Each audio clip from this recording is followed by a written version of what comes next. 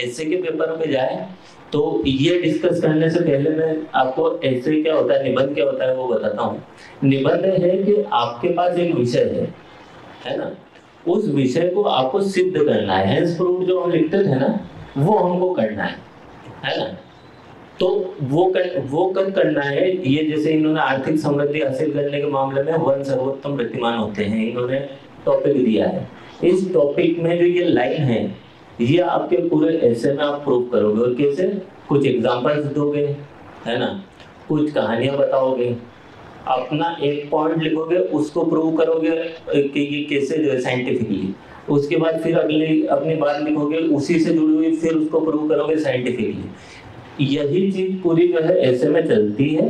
आपको केवल जो है अपने जितने आपके दिमाग में जो है पॉइंट आ जा रहे हैं उसको लेके, उससे जुड़ते हुए, उसको जो है आपको फाइनली जब कंक्लूजन आएगा तो उसको जो भी आपका कॉपी चेक कर रहा है तो उसको ये लगना चाहिए कि हाँ वो वाली लाइन जो है वो इसको समझ में आई और इसने प्रूव किया कि हाँ ऐसा होता है ना। अब इसमें जैसे तीन जो है इन्होंने बांट दिया है, जो लोग ये जो पढ़ा रहे हैं ऐसे उन्होंने, कि एक इंट्रोडक्शन होता है, मेन बॉडी होती है और कंक्लूजन होता है। तो अगर हम उसको भी लेके चलें तो इंट्रोडक्शन में क्या जाता है, इंट्रोडक्शन में जाता है जैसे इसके अंदर जो भी टॉपिक है उससे जुड़ी हुई हो कोई बात, लेकिन वो टॉपिक नहीं आना चाहिए, है ना। मतलब जैसे अगर हम आर्थिक समृद्धि की बात करें, इकोनॉमिक एक्सीलेंस की, है ना, या फॉरेस्ट की बात करें, तो ये सब जो है इंट्रोडक्शन में नहीं जाना चाहिए। आपको अगर इंट्रोडक्शन देखना है, समझना है कि इंट्रोडक्शन वाकई में क्या होता है, तो आप कपिल शर्मा का शो देखना, है ना।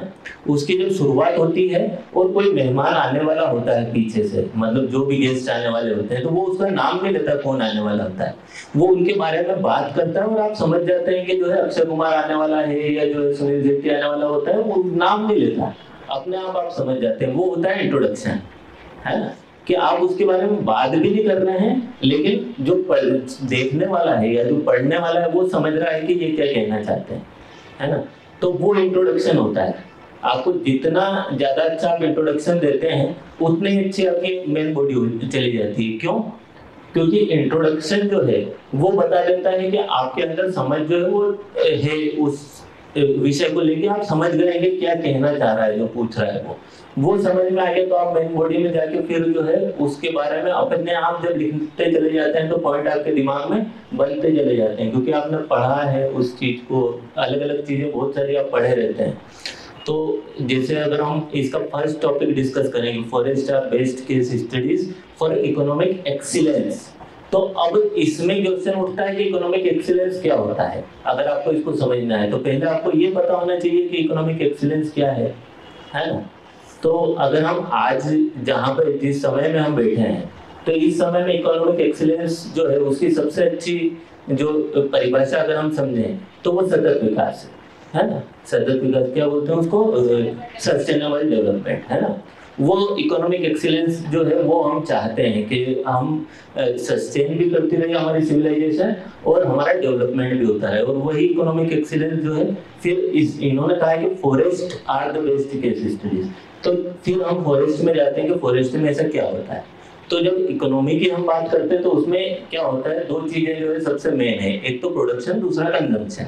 ठीक, तो फॉरेस्ट कैसे प्रोड्यूस करते हैं अपने जो संसाधन है उनको, और कैसे उसका यूज करते हैं, हम ये देखते हैं अगर, तो हमको समझ में आता है कि कैसे जो है सस्टेनेबल डेवलपमेंट होता है एक फॉरेस्ट के अंदर। मतलब क्या होता है, जो पेड़ है ना, वहाँ पे वो क्या करते हैं, वो जो सनलाइट जो आ रही है उससे कुछ प्रोडक्शन करते हैं, उस प्रोडक्शन को कौन लेता है, फिर उसके पीछे जो शाकाहारी होते हैं, है ना, वो लेते हैं। उसके बाद उनको जो है मान, लेकिन सारे अपनी जरूरत के हिसाब से, कोई भी एक्स्ट्रा, अगर शेर ये नहीं करता कि मैंने एक हिरण मार दिया फिर दूसरा मार के उसको रख लूं बाद में आराम से खाऊंगा, ये नहीं करता, है ना।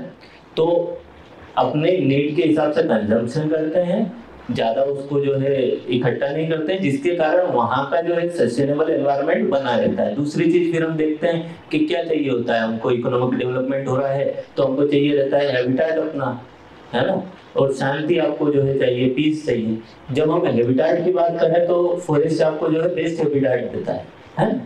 तो ये जो विषय है, अगर आप इसको इस तरह से समझते हैं तो आप इसका उत्तर अपने आप लिख पाएंगे। आपको बहुत ज्यादा फिर उसमें दिमाग लगाने की जरूरत नहीं, चीजें निकलती चली जाएगी। सिम्बायोटिक रिलेशन हम वहां पे देखते हैं, फिर हम उसको जो है इकोनॉमी में लाके जोड़ेंगे कि कैसे सिम्बायोटिक रिलेशन जो है वो एक हमको सस्टेनेबल डेवलपमेंट देने में मदद करता है। इसके बाद में जो है जो बचा हुआ जो वहाँ पे रिसोर्सेस है जो बच जाते हैं, जैसे अगर वो वहां पे फॉरेस्ट के अंदर जो ट्रीज है अगर उनका कंजम्पशन नहीं हो रहा है तो वो क्या कर रहे हैं, है ना, तो वो ये कर रहे हैं कि वो नया जो है हैबिटेट डेवलप कर रहे हैं, नए लोगों को जोड़ रहे हैं, है ना।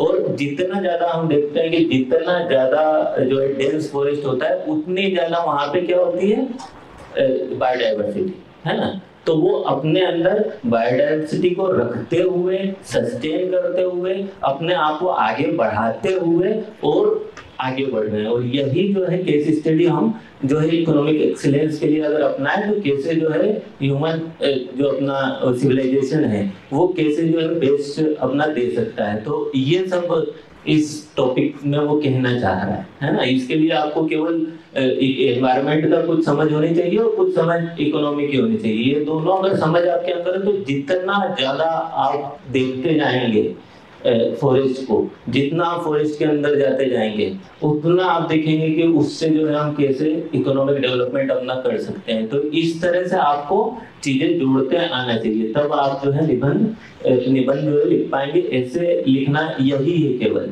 जो उन्होंने कहा है। जैसे अगला है कि poets are acknowledged unacknowledged legislator of the world. तो इसके लिए कुछ तो आपको जानकारी होनी जरूरी है जो पोएट्स है कि किसने कौन कब आया और उसने अपने क्या बात कही और उससे क्या इम्पैक्ट पड़ा चीजों पे, है ना। तो ये जैसे एक एग्जांपल हम वर्ल्ड हिस्ट्री क्योंकि पढ़ रहे हैं तो उससे अगर देखें तो जो व्हाइट मैन्स बर्डन हम बात करते हैं तो वो रुडयार्ड किपलिंग जो राइटर है उनकी पोयम है ना। तो उसने उस पोयम ने जो है इतना जो है तहलका मचाया है दुनिया में कि यूरोपियंस को ये चीज समझाई कि अब आप सिविलाइज हो गए तो अब आपको दुनिया को सिविलाइज करना है ना। और वो एक तरह से लेजिस्लेशन बन गया पूरी सारी यूरोपियन कंट्रीज ने जिन्होंने कॉलोनी अपनी बनाई थी। बहुत ज्यादा जो है वो नेशनल मूवमेंट इतना ज्यादा मजबूत नहीं हुए थे कि उनको सुधार करने की जरूरत है, लेकिन उनके खुद के यहाँ के मूवमेंट्स इतने ज्यादा मजबूत हो चुके थे कि उनको कुछ अपनी तरफ से भी स्टेप्स लेने पड़े। वो इसमें दिया जा सकता है। इसके अलावा अगर आप इंडियन पोएट्री में जाएं तो जब हम देखते हैं कि एक प्रगतिवादी आंदोलन चला है, जब हम आजाद होने वाले थे उससे पहले, तो कम्युनिज्म के खिलाफ जो है चीजें आने लगी। जैसे कुछ एक पोयम है बहुत ज्यादा फेमस जो पोयम्स होती है, जैसे वो अपने निराला की पोयम है कैपिटलिज्म के खिलाफ, जो कुकुर मुत्ता अगर आप पढ़ेंगे तो उसके अंदर उन्होंने कैपिटलिज्म के खिलाफ जो है बात करी है और वही चीज हमारे नेशनल मूवमेंट से जाके जुड़ जाती है ना। तो वो ऐसे लेजिस्लेशन से जो हमको दिख नहीं रहे हैं। जैसे हम अगर तुलसी की बात करें तो तुलसी ने राम के रूप में हमारे सामने एक प्रतिमान रखा है ना।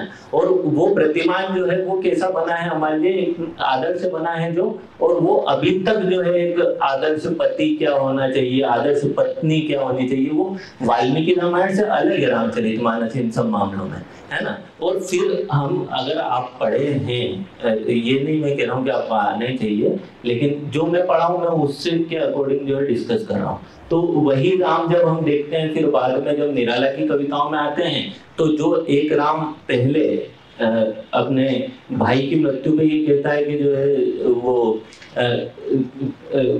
पत्नी के मरने का उतना दुख नहीं होता मुझे जितना कि भाई के जो है भाई को जो चोट लगी है, भाई उनको जब वो बाण लगता है उनका, तो तुलसी कहलवाते हैं राम से कि एक बार पत्नी चली जाती तो कोई बात नहीं, लेकिन मेरे भाई को जो लगी है उससे। और वही फिर निराला के राम जब आते हैं तो हम मॉडर्न में देखते हैं निराला के नाम जब लगता है कि यार मैं हार जाऊंगा तो वो क्या बोलते हैं, आए जान के उद्धार किया का होना सका। तो मतलब क्या है कि कवि जो है वो बदलते जा रहे हैं अपने आसपास के परिवेश को, अपनी चीजें जो वो लिख रहे हैं ना उससे चीजें बदल रही है। जैसे जब हम देखते हैं 1920 के बाद में जब थोड़ा सा हमारा नेशनल मूवमेंट हल्का पड़ा था तो उस समय जो है छायावाद हमारे यहाँ पे आया, और छायावाद जो है वो थोड़ा रोमांटिक था अपने नेचर में, व्यक्तिवादी था। तो जो वो व्यक्तिवादी था, तो उस समय हम कविताएं लिखते हैं जैसे कि ले चल मुझे सहारा देकर मेरे नाविक धीरे धीरे धीरे, है ना। तो वो क्या है कि वो थोड़ा सा आई, हम अब चाह रहे हैं कि हम किसी की तरफ जाएं, कोई हमको मिले जो लीड करे, वो हमारी पोयम कह रही है। और तब गांधी आते हैं परिप्रेक्ष्य में, और गांधी के पीछे जो है पूरा भारत चल पड़ता है। वो सारे ये सारे जो ये कोई लेजिस्लेशंस नहीं बन रहे हैं, ये क्या हो रहा है कि वो कुछ प्रतिमान हमारे सामने रख रहे हैं, है ना, कवि, जिसको पढ़ने के बाद में, जिससे पहुंचने के बाद में जो जनता तक पहुंचता है, और वो चीजें समझना शुरू करते हैं कि यार कैसे जो है हमको आगे बढ़ना है ना। और फिर आजादी के बाद हम देखते हैं तो फिर दुष्यंत कुमार जैसे कवि जो अलग अलग अपनी बात रखते हैं, दुष्यंत कुमार है, जयशंकर प्रसाद है ना, वो जैसे तू रानी बन गई, दिल्ली के बारे में कहते हैं जैसे कि तू रानी बन गई, वेदना जनता क्यों सहती है। तो ये सारी चीजें जब जा रही है उसके पास में, जो शासक है उसके पास में, तो वो उनके अकॉर्डिंग जो है अपने आप को आगे बढ़ाने की कोशिश कर रहा है। जैसे वो फिर कहते हैं तोड़ो तोड़ो तोड़ो कारा, तो वो सारी चीजें जो है ना इसमें हमारे मूवमेंट्स के अंदर, जैसे जो जयप्रकाश नारायण है ना, तो ये मूवमेंट जो है उन सबको वो जो है लीड कर रहे हैं, अपने उससे नहीं, जो लीडर नहीं बन रहे हैं वो, लेकिन अपने विचार उन तक पहुंचा रहे हैं, और उन विचारों से प्रेरणा लेके जो है आगे बढ़ रहे हैं। फिर आगे आएंगे तो कुछ मायावती के बारे में, जैसे नागार्जुन की कविता है ना। तो ये सारी चीजें जो क्या कर रही है, जैसे दलित आंदोलन को वो जो है मजबूत कर रही है। उसके बाद में अदम गोंडवी, सर्वेश्वर दयाल सक्सेना, नरेश सक्सेना जैसे कवि आते हैं, और वो भी स्थितियों को बदलने के लिए जो है लगातार प्रयत्न करते हैं। और वो कविताएं सुन के जो है हमारे जो ये है जनता जो है, जो पॉपुलर मूवमेंट जो है वो शुरू हो रहे हैं। हालांकि उनका नाम हमने नहीं सुना होता है, लेकिन उन्होंने जो लिखा है हम देखते हैं कि वो हमारे जो बाद में जो है वो चीजें हमको प्रभावित करती है अलग अलग तरीके से। तो ये सारी चीजें इसमें सेकंड वाले क्वेश्चन में जा सकती थी। अब तीसरा वाला जो है क्वेश्चन के इतिहास वैज्ञानिक मनुष्य के रूमानी मनुष्य पर विजय हासिल करने का एक सिलसिला है ना। History is a series of victories won by the scientific man over the romantic man। तो अब रोमांटिक मैन जो है ना, इस टर्म को आपको पता होना चाहिए इसका आंसर लिखते समय, है ना, कि रोमांटिसिज्म क्या है। ये धारा इतिहास की जिसमें जो है एक व्यक्ति को ज्यादा महत्व दिया जाता है बजाय कि समाज के। इंडिविजुअल जो है वो ज्यादा इंपॉर्टेंट हो जाता है बजाय कि सोसाइटी के, इस धारा में। इसके अलावा जो है ये नेचर के ज्यादा नजदीक हो जाता है। इसके अलावा फिर ये क्या होता है, जो रोमांटिसिज्म है उसके अंदर के इंडस्ट्रियलाइजेशन का, साइंस का जो चीजें डेवलप हो रही है और जो नुकसान पहुंचा रही है हमारे जो समाज को तोड़ रही है, हमारे रिश्ते कमजोर कर रही है ना। तो इसमें जो है रोमांटिसिज्म में आपके मानवीय रिश्तों को ज्यादा जो है महत्व दिया जाता है बजाय कि जो आपके इकोनॉमी या जो भी डेवलपमेंट है उस सब के। तो ये चीज अगर आपको पता होगी तो फिर आप बताते चले जाएंगे जो इतिहास में जो है अलग अलग घटनाएं घटती रही। जैसे हम अगर इसमें एग्जांपल देखें तो एक बुद्ध का एग्जांपल हम देख सकते हैं। बुद्ध बहुत ज्यादा रोमांटिसिज्म की तरफ जो शुरुआत में बुद्ध का देखें तो वो गए, लेकिन फिर बाद में जब बुद्ध चले गए और बुद्ध के जाने के बाद में जब डेवलपमेंट होता है तो क्या होता है कि थोड़ा सा रेशनलिटी आती है उनके चिंतन में। तो ऐसे अलग अलग हमारे नीरो का एक एग्जांपल है अगर हम रोम में जाएं तो के। और इसके अलावा हम देखते हैं कि जो भी व्यक्तिगत हीगेल ने जिसके खिलाफ जो है वो किया है ना, तो वो सारी चीजें इसमें आती है। हालांकि इसमें मुझे जो है लिखने के लिए बहुत ज्यादा पॉइंट मेरे पास नहीं है, हालांकि जिसने पढ़ा होगा फिलोसॉफीज को तो उसके पास होगा। रेशनल अगर हम देखें कि कोई रेशनल मनुष्य है तो हम जैसे इसको देखते हैं बाबर जब मुगल से इंडिया में आ रहे हैं तो तब हम देखते हैं कि बाबर ज्यादा रेशनल है और बजाय कि जो है हमारे राणा सांगा और इन सबसे कैसे कि वो क्या कर रहे हैं, जैसे राणा सांगा और ये लोग कि ये राजपूत है जो कि तो ये कह रहे हैं कि हम पीठ पे जो है वो घाव नहीं खाएंगे, है ना। इसके अलावा जैसे शरीर से नीचे जो है वो हम वार नहीं करेंगे। ये सारा रोमांटिसिज्म का एक जो है पार्ट है कि आप अपनी भावनाओं को ज्यादा प्रबल होने दे रहे हैं बजाय कि अपने लक्ष्य से, है ना। जैसे हम देखते हैं कि कुछ लोग आप जानते होंगे कि जिनका लक्ष्य है कि वो तैयारी कर रहे हैं यूपीएससी के लिए या कुछ, तो उनका फोकस क्या होना चाहिए कि हमारे दिन का मैक्सिमम टाइम जो है वो उस पे जाए। लेकिन अगर उनकी मान लो कोई जो है गर्लफ्रेंड है ना, पैसी है, तो वो के उसको, या जैसे अगर लड़की है तो उनका कोई बॉयफ्रेंड है, तो वो क्या है कि प्रायोरिटी अपनी अगर उसको देने लग गई, तो फिर क्या होगा कि उसकी जो फाइनल डेस्टिनेशन है वो दूर हो जाता है ना। तो ये एक एग्जांपल है जिसके ऊपर हम अलग अलग एग्जांपल्स रख के और जो है इसका आंसर लिख सकते हैं इस वाले क्वेश्चन का। ये क्या कहना चाहता है, ये चीज आपको समझ में आ रही है ना। ये रेशनलिटी को और हमारी फीलिंग्स को, उन दोनों को सामने रख के ये बताना चाह रहे हैं कि रेशनल जो है जो भी मनुष्य है वो ज्यादा प्रगति करता है बजाय कि जो अपने फीलिंग्स के ऊपर चल रहा है। और उसके कुछ एग्जांपल्स आपको देने हैं, लेकिन ऐसा नहीं है कि आपको केवल यही देना है। ये जैसे है तो इसमें हमको एक चीज और दिखती है कि कई बार क्या होता है कि रेशनलिटी जो है आपकी वो आपको रोमांटिसिज्म की तरफ ले जाती है ना। तो वो वाला पॉइंट भी हमको लिखना है जो इससे कॉन्ट्राडिक्टरी है, उसके कुछ एग्जांपल्स आपके पास होने चाहिए, है ना। अब जैसे पोयम उनकी है अपने नागार्जुन की है अकाल के बाद, आप अगर देखेंगे, या नरेश सक्सेना जो है उनके तो सारी पोयम ही इसी तरह से भरी पड़ी है। जैसे कॉन्क्रीट है, आप घर जाके पढ़ना, तो उसमें रेशनलिटी है और उससे उन्होंने रोमांटिसिज्म जोड़ा है। तो अगर आपके पास कोई कॉन्ट्राडिक्टरी पॉइंट है ना, तो वो भी आपको इसके अंदर देना है। ये नहीं है कि वहां से बंध जाना है, मतलब आप बंधे हुए नहीं हो इससे विषय से, लेकिन इससे जुड़े हुए रहते हुए आप चीजों को एक्सप्लोर करते जा रहे हो अपने अंदर, है ना। जैसे अगर एक एग्जांपल जैसे कंक्रीट में आपको बताऊं, तो कंक्रीट में वो कहते हैं, नरेश सक्सेना कहते हैं कि जब कंक्रीट होती है तो गिट्टियां सबसे पहले आती है ना। तो गिट्टियां पूरी तरह से आपस में सट जाती है। एक पूरा उनकी पोयम नहीं बता रहा हूँ, लेकिन उसका मैं लबोलुआ बता रहा हूँ क्या है। तो वो आपस में सड़ जाती है, लेकिन फिर भी जगह छोड़ देती है रेत के लिए, और रेत चाहे जितना सटे वो जगह छोड़ देती है सीमेंट के लिए, है ना। और सीमेंट चाहे जितना सड़ जाए आपस में, वो जगह किसके लिए छोड़ देती है, पानी के लिए। और पानी चाहे जितना सटे वो हवा के लिए जगह छोड़ देता है ना। तो और लेकिन इसके बावजूद कंक्रीट कितना मजबूत होता है, तो नरेश सक्सेना कहते हैं कि लास्ट लाइन उनकी कि यही जो है हमको महत्व बताती है रिश्तों का, कि रिश्ते अगर मजबूत हो तो उतनी जगह फिर भी छोड़ देना है उस रिश्ते के अंदर, कि उसको अपनी पर्सनल जो लाइफ है, पर्सनल लिबर्टी है, उसको एंजॉय करने का मौका मिले, तभी आपके रिश्ते मजबूत हो सकते हैं। तो उन्होंने क्या किया, रेशनलिटी को किससे जोड़ा, रोमांटिसिज्म से, है ना। तो वो इस तरह के अगर आपके पास एग्जांपल्स है तो आप वो लिखिए, बिल्कुल वहां से बंधना नहीं है कि जो है उसी से बंध गया। और जो लास्ट वाला है वो सबसे ज्यादा इजी इसमें टॉपिक है कि जहाँ ये a ship in harbour is safe but that is not what ship is for, है ना। तो ये क्या बता रहा है, ये बता रहा है कि जैसे कोई शिप है ना, तो शिप की क्या योग्यता है, उसकी योग्यता ये है, उसका क्या काम है ना।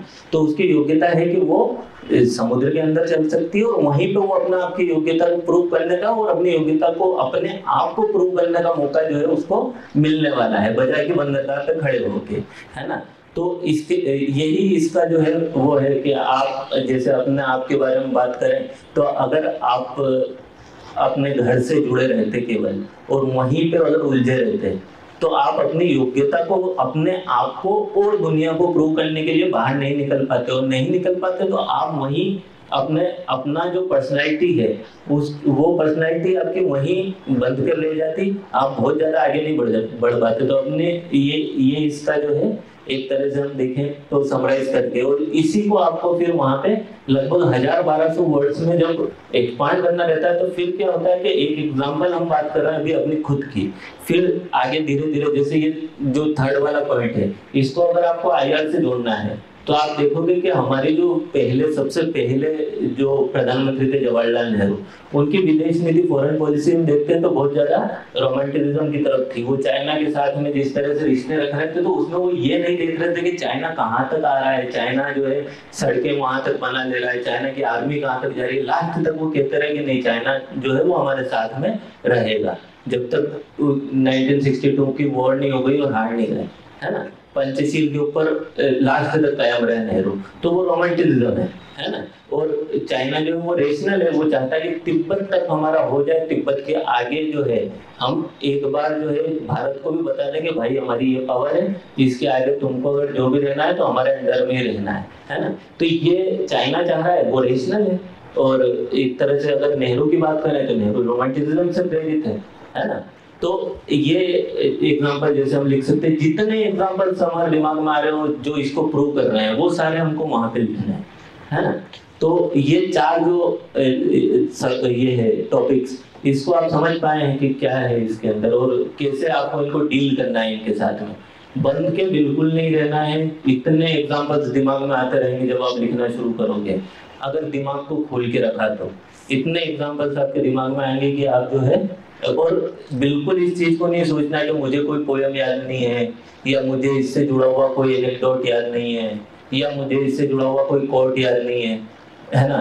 ये जैसे सर जी इस पेपर की बात कर रहे थे 2019 वाले की, उसमें जो मैंने ऐसे लिखे थे उसमें मैंने कोई कोट नहीं लिखा था, है ना। और पोयम भी लिखी थी तो वो उस क्लास के अंदर ही लिखी हुई थी, तो वही मैंने उतार दी थी कि जो है वो था मतलब कि मनुष्य से मानव बनने तक का सफर ही जीवन है, हिंदी में मुझे जैसे याद है।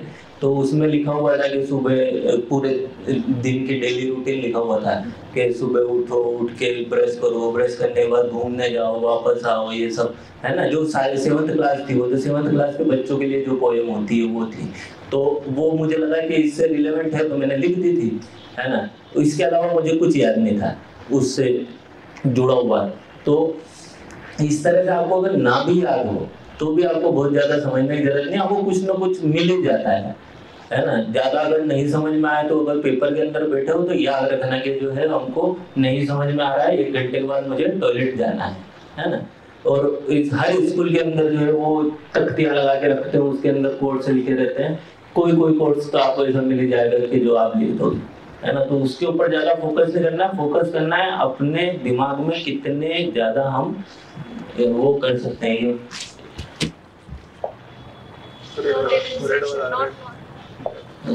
तो हम कितना ज्यादा हम जो है सोच सकते हैं उसके बारे में, हमको बढ़ते जाना है और केवल एक चीज दिमाग में रखने के टॉपिक क्या है। सबसे पहला ध्यान तो यही होना चाहिए कि टॉपिक हमको समझ में आ रहा है कि नहीं आ रहा है। जब वो टॉपिक समझ में आ गया उसके बाद आप लिखते चले जाओगे, आपके पास कोई जो है। इसके अलावा अगर हम दूसरा इसका सेक्शन देखें, है ना, ये होता ये है कि ये इसको सब फिलोसॉफिकल टॉपिक्स बोलते हैं, हालांकि ये है नहीं, है ना। ये वो है कि आप कितना समझ पाते हैं। जैसे छप्पर क्या है, the time to repair the roof is where the sun is shining, है ना। छप्पर पर मत करने का समय तभी होता है जब धूप खिली हो।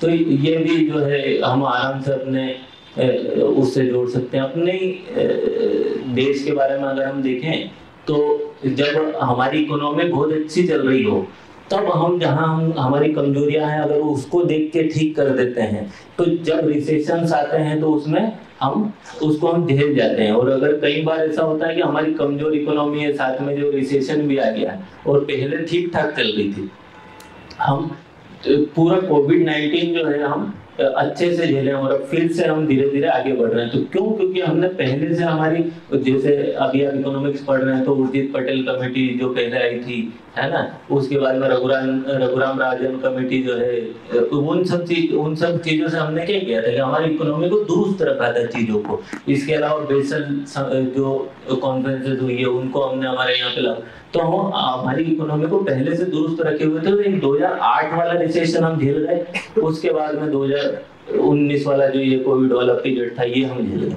नहीं तो हम झेल नहीं पाते। तो ये वाला एग्जांपल, इसके बाद में जो है ऐसे कुछ एग्जांपल जैसे हम देखें कि हमने अभी पढ़ा है जापान को, है ना। तो जापान जो है उसको जब समय रहते वो समझ गया, है ना।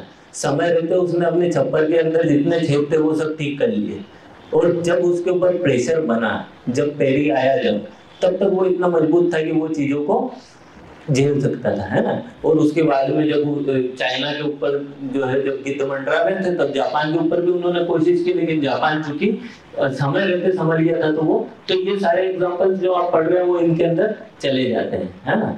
और इसके साथ में कोई थ्योरी अपने लिखनी है आपको, इससे रिलेटेड जो आपको वहीं समझ में आएगी, क्योंकि ये पहले से आपको पता नहीं है टॉपिक क्या है ना। तो इसके बाद में जैसे अगला है, अगला थोड़ा सा जो है ट्रिकी है, इसको समझने में थोड़ा सा आपको सोचना पड़ेगा कि आप उसी नदी में दोबारा नहीं उतर सकते, है ना। अब इससे जितना मैं समझ पाया हूँ तो इसमें रिवर जो है वो कीवर्ड है ना। रिवर क्या होती है, रिवर हम हमेशा बहती चली जाती है, वही पानी आपको दोबारा नहीं मिलने वाला जो पहले था, है ना।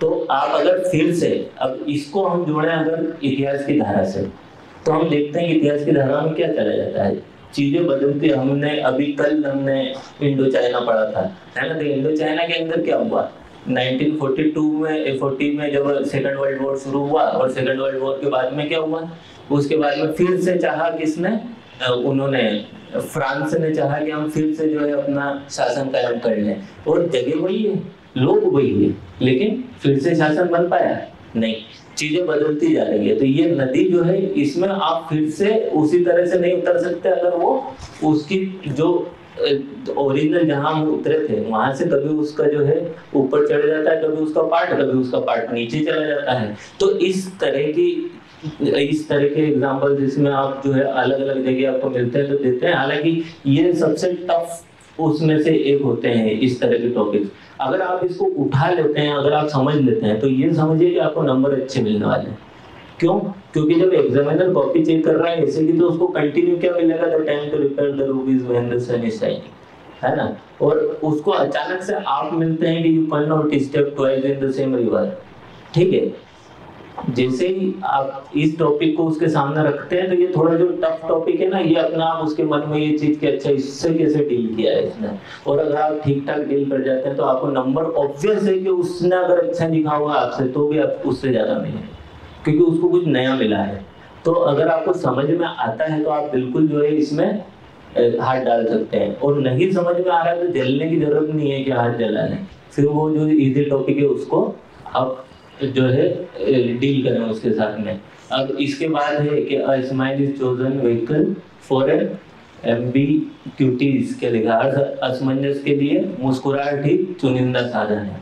अब ये तो थोड़ा सा जो है मेरी उस समझ से परे है कि मैं इसके ऊपर 1200 वर्ड्स में लिख पाऊँ। आपको मिलता है तो आप जो है बिल्कुल लिखिए इसको, है ना। हालांकि इसमें समझने के लिए बहुत ज्यादा नहीं है, इसमें हमको क्या ऐसी चीजें लिखनी है जो हमारे उससे जुड़े। जैसे इनोवेशन की कोई बात करता है ना, तो जब आप एग्जांपल देने जाते हो ना इनोवेशन को लेके, तो आपको ऐसे के अंदर एग्जांपल देना है, तो आप कौन से इनोवेशन दो जो हम देखते हैं। जैसे आपने योजना कुरुक्षेत्र पढ़ी होगी या कुछ पढ़ा होगा, उसके पीछे क्या होता है कि कुछ चीजें जो है एडमिनिस्ट्रेशन के अंदर नई नई करते रहते हैं, है ना। जैसे कहीं पे ये शौचालय बनवाने हैं किसी को, तो हमने ओपन डिफेक्शन जो है उससे फ्री करना है किसी एरिया को, और वहां पे देख रहे हैं कि जो है वो तो बन गए हैं, अपने टॉयलेट्स तो बन गए, लेकिन लोग फिर भी बाहर जा रहे हैं।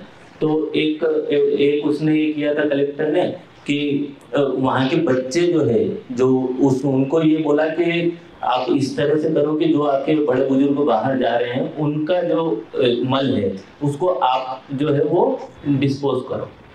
जब ये शुरू हुआ वहां पे तो वो डीएफ हो गया होगा, है ना। तो इस तरह के इनोवेशन जो है, इस तरह के आइडियाज आपको अपनी डेली लाइफ में दिखते रहते हैं। जो आप कभी न्यूज़पेपर पढ़ रहे हैं उसके आर्टिकल में आपको दिख गया है ना। तो ये सारे जो एग्जांपल्स है ये अपने दिमाग में हमेशा जो है डालते रहना कि ये बहुत, क्योंकि ये बहुत अच्छी चीज है कि आपने बिना कोई जो है बहुत ज्यादा मेहनत की या बिना किसी केवल इनोवेशन के थ्रू आपने क्या किया कि वहां पे चीजें बदल दी, है ना, उनकी सोच चेंज कर दी। तो ये ऐसा ही एक है कि जो हर असमंजस के लिए मुस्कुराहट ही चुनिंदा साधन है, कि जो ये वाला टॉपिक है इसमें आपको कुछ दिमाग में आता है इस तरह की चीजें, तो आपको इसको लेना है, नहीं तो ये थोड़ा सा और ज्यादा मतलब वो वाला टॉपिक है जिसको समझने में परेशानी आती है। और इसके बाद है कि जो एक और इजी टॉपिक हमको मिल रहा है कि just because you have a choice it does not mean that any of them has to be right, है ना। तो ये भी फिर हम अगर एग्जांपल्स में जाएं तो हिस्ट्री के कुछ एग्जांपल्स हमको मिलते हैं कि बहुत सारे जो है वो देते हैं हम। जैसे गांधी इरविन पैक्ट जब होता है तो उसके बाद में हम देखते हैं कि जो वो राउंड टेबल कॉन्फ्रेंस हुई है, उसमें बहुत सारे जो है वो दिए जाते हैं कि ये इस तरह से कर देते हैं, इस तरह से कर देते हैं, लेकिन कांग्रेस सबको मना कर देती है। क्यों? आपके पास विकल्प तो बहुत सारे हैं, लेकिन वो हमारे लक्ष्य के लिए सही नहीं है। ठीक, तो इस टाइप के बहुत सारे एग्जांपल्स आपको जो है मिल जाएंगे, है ना, जिसमें ये है कि हमने सारे विकल्प होते हुए भी एक विकल्प जो कुछ भी चूज नहीं किया और अपना अलग रास्ता। जैसे अगर हम कोल्ड वॉर की बात करें तो हमारे पास क्या था, हमारे पास यूएसएसआर का भी ऑफर था, यूएसए का भी ऑफर था, है ना, दोनों का ऑफर था, लेकिन हमने क्या किया, अलग रास्ता चुना। ये सारे एग्जांपल्स, और इससे क्या फायदा हुआ आपको, है ना, कि इससे इंडिया को क्या फायदा हुआ, इससे उस समय जो है हमारे नेशनल मूवमेंट को उससे क्या फायदा हुआ। हम जितना, जैसे अभी फिलहाल मैं हिस्ट्री ज्यादा पढ़ रहा हूँ तो मेरे दिमाग में ज्यादा एग्जांपल्स उसके आ रहे हैं, लेकिन जब आप एग्जाम देने जाएंगे ना तब आप लगभग जीएस के सारे पेपर पढ़े हुए रहेंगे, है ना, फर्स्ट सेकंड थर्ड फोर्थ सब कुछ आप पढ़े रहेंगे, आपके ऑप्शनल पढ़े रहेंगे, तो आपके दिमाग में ज्यादा ब्रॉड एग्जांपल्स आएंगे। जैसे मैं केवल कुछ ही एग्जांपल्स पे जाके टिक जा रहा हूँ, अभी आपको दिख रहा है कि मैं हिस्ट्री से ज्यादा ले रहा हूँ या आईआर से ज्यादा ले रहा हूँ, क्योंकि फिलहाल मैं उन सब्जेक्ट के ऊपर ज्यादा फोकस हूँ। लेकिन जब आप पेपर देने जाने वाले तो यूपीएससी का पेपर कैसे होता है, जैसे का सुबह हुआ, ठीक है, अगले दिन जीएस फर्स्ट सुबह होगा, जीएस सेकंड शाम को होगा, फिर उसके अगले दिन जीएस थर्ड सुबह होगा, जीएस फोर्थ शाम को होगा, तो आपके पास बहुत ज्यादा टाइम रहता नहीं, आप पहले से तैयारी करके रखते हैं अपनी, तो आपके पास जो है जो एग्जांपल्स आएंगे वो ज्यादा ब्रॉड आएंगे, तो उसके कारण जो है चीजें आपकी ज्यादा अच्छी निखर के सामने आएगी। ये कुछ चुनिंदा एग्जांपल जो मैंने दिए हैं, वैसे नहीं ज्यादा ब्रॉड एग्जांपल्स होंगे आपके पास में। तो ये समझ में आया ना आपको कि किस तरह से टॉपिक को समझना है और अपने एसे के अंदर आपको क्या क्या लिखना है और किस किस तरह से लिखना है ना। ये 250 मार्क्स का है और ये ऐसा है कि जिसमें आपने जितना पढ़ा है ना वही काम आना है, आपको अलग से नहीं, बशर्ते आप टॉपिक जो है वो समझ पाए। वो अगर आप समझ गए तो फिर आपका खेल जो है अलग हो जाएगा चीजों का।